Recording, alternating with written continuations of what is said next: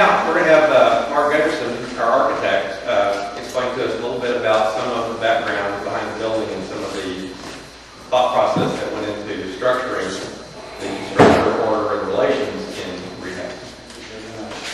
Andrea's luckier than she thinks she is. I'm not going to use my slides, and so I've given up on my notes, and so it'll be really brief. I had the privilege in 1979 of spending the day with Buckminster Fuller and two architects to all places, and it was after his heart attack, and it made for an extremely interesting day. But then he continued on in the evening with a big picture of water that he would use in the 3.5-hour lecture through the whole thing. And so, as Steve would say, this is not that.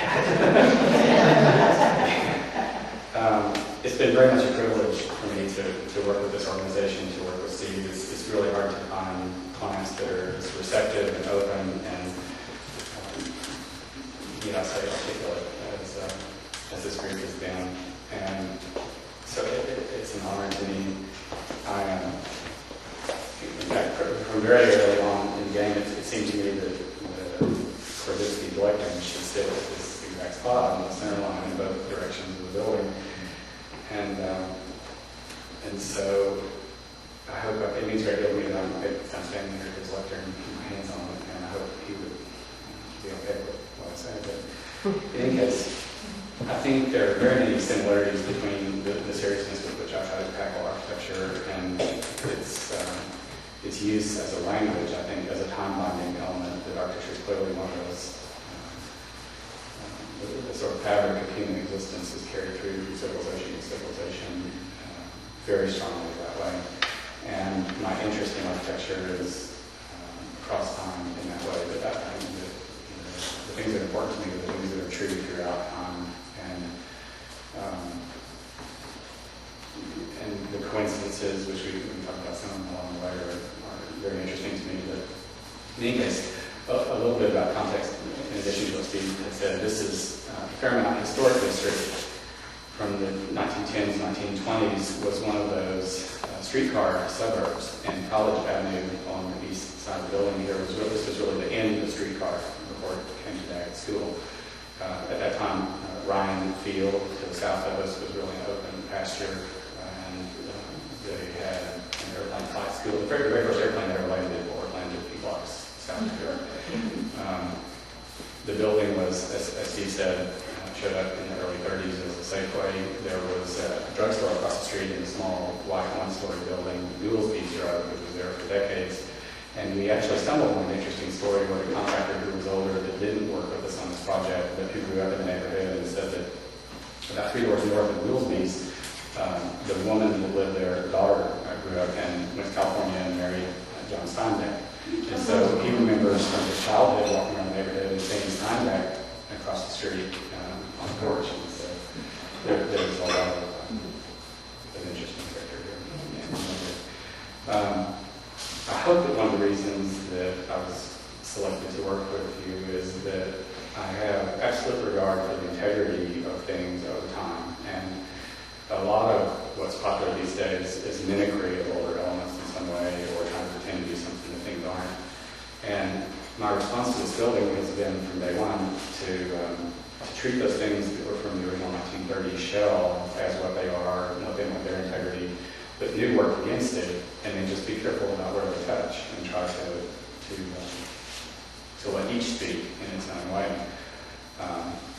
It's more popular, to try to make crown molding out of styrofoam and try to use materials that aren't easily dealt with these days, or to force things, and I'm not a person who uses force.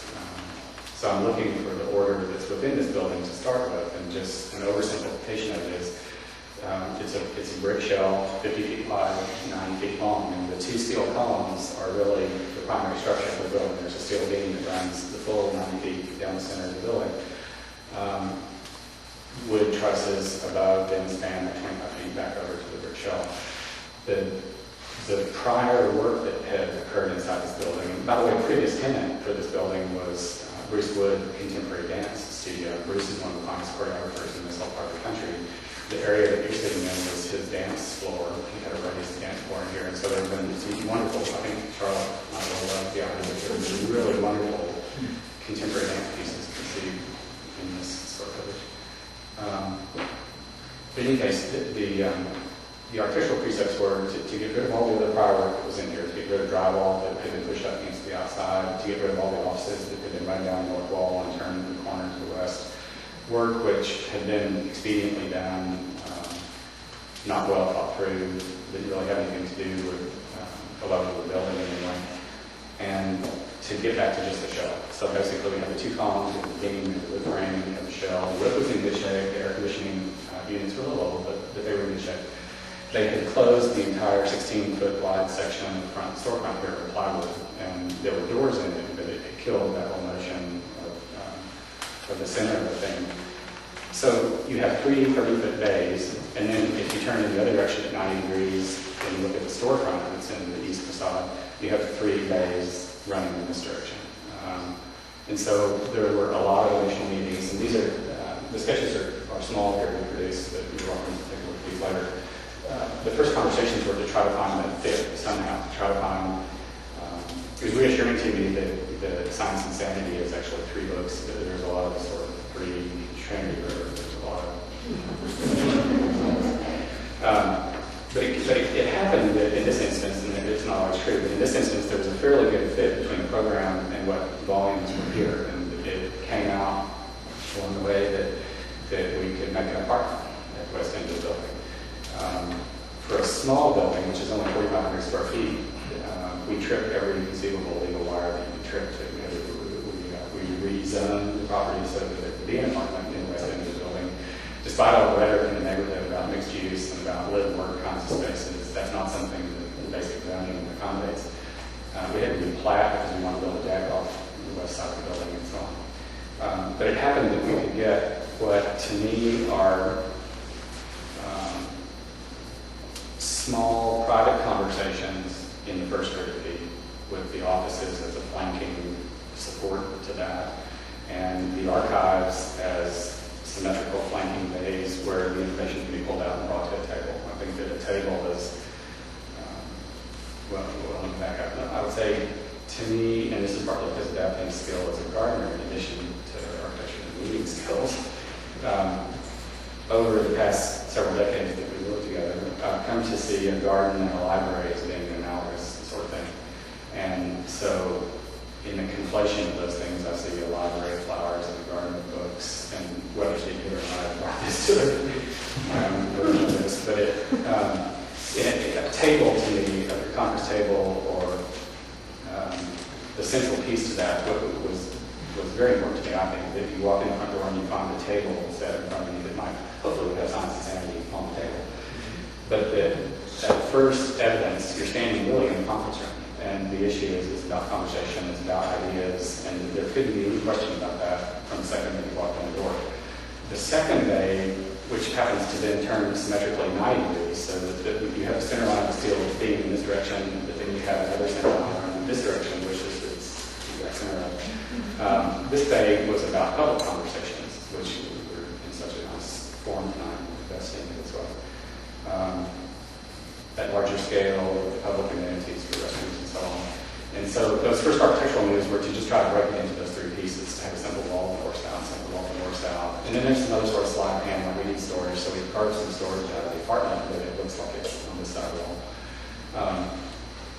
And then trying not to hide the structural elements, the steel columns, which, bless its heart, 72 years old now, until it's 3.5 inches, so that's evident. And we laid a perfect grid out off the base of the columns and used it to dimension all of the moves that are here. Everything in new work is off a 4 foot by 4 foot by 4 foot vertical module that way. Hopefully you never send 4 feet, but it happens that framing now is done in 16-inch, 24-inch, 48-inch centers. Millwork, pieces of India and so on, all kinds of sheets. And so there's a constructional object to use in those dimensions. And so there's 4 feet, 4 feet, 4 feet, 4 feet, and so on in every direction conceivable. And then the exterior walls that were original don't have to do that. They can tilt as they tilt. They are brick on the outside with clay tile walls, and so they're solid masonry walls, and they were always open and transparent in the sense that water that comes through the brick or comes through the clay tile always came through the plaster. They were originally plaster walls. The idea was to go back to that, to just plaster again, take all the drywall off of it, and just let that shell be the record of the original box. My philosophy about materials is that you don't hide a material. You simply put, if need be, a clear finish on it. You clean it, take care of it, and then if need be, put a clear sealer on it. So these are the original concrete floors from the grocery store, plus whatever record they've accrued over time. The plaster is new finished plaster, but it's a base coat. We didn't really select a color. The base coat only comes in 2 colors, so that was the obvious choice for that. It's a smooth trowel finish on a base coat. The MDF, this is what color MDF is when you put a clear seal on it, and rather than try to put some sort of veneer that makes it look like maple or some other material that isn't, we've just left it that way. The drywall is obviously just painted drywall, and the white is a true base white. It doesn't have any tanning in it. It's what they call it tanning white because it's the white you use when you mix other colors. We had hoped the steel beam that I'm alluding to across here was absolutely gorgeous. The white steel beam about 3 feet deep. The detailing on it was beautiful, and we just killed ourselves looking for every opportunity to expose for that beam to be visible through here. But along the way, air conditioning units had been draped over it. The wood framing that came into it was not great. It just couldn't play out, basically, to keep that beam exposed. But we did try to keep the drywall joints, so basically just a way of drawing the beam on the ceiling, so that you know that it was there. And then 4 feet back off the center line, these other 2 joints, which are used to organize the other air conditioning network and so on. It's just very straightforward, very simple moves, and I don't have to say really highly considered is what it is. We talked all about it. HVAC, we had risers like this, this one brings electricity, this water plumbing stack running back up to the roof. In the workstations to the front, which are as much treated as sculpture as they are actual built-in workstations. Excuse me, electricity comes in through conduits that are just left exposed and not painted, so you can see how the electricity comes into this. And really, that's it. And crane plumbing. Which I had no idea about. I'm not sure that's how we were bothered.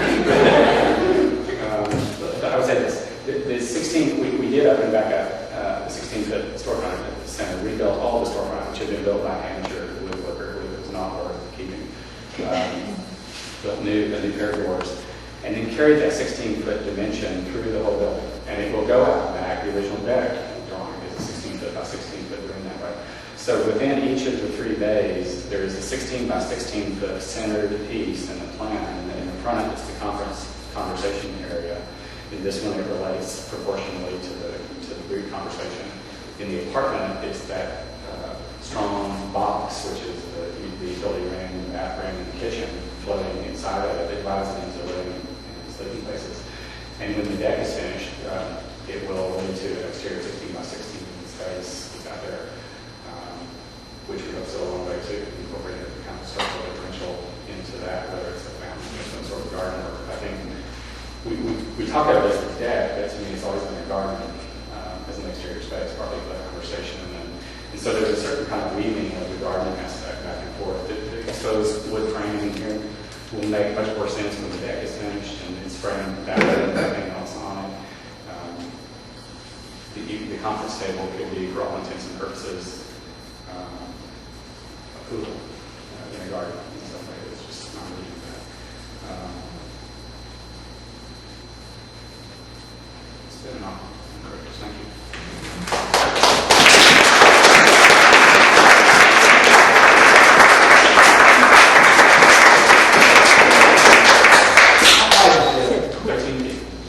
We were determined to keep on within an inch of tape.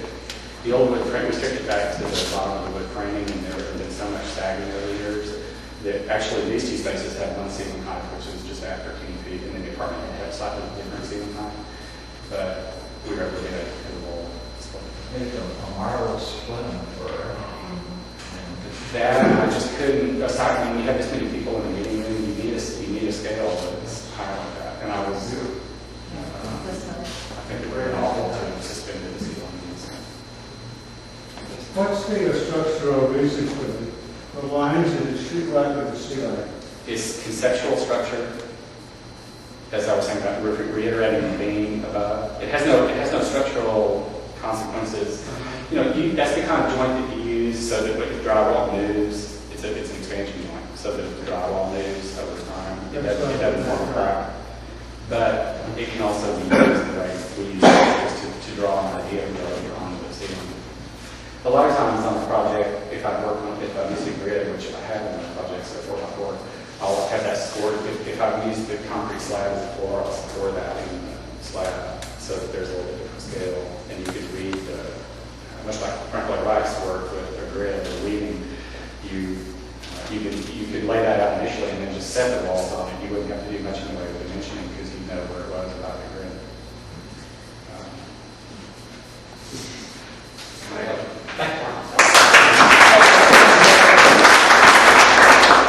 We had our first board meeting in the conference area today, and I just want to tell you what a wonderful, wonderful feeling it was. I mean, the space felt just right, and I know that there will be curtains on the windows, but just the feeling I was picturing, you know, whatever table we get and the chairs and so forth, and looking in on that space, just magnificent. Thanks, Susan. It means very much. I think, I don't want to aggrandizement, you know, to talk about Yukon and Kimball, but there's much about Khan's work that I love. And he would talk about the rapport between a person and a ring in that way. And it's a physical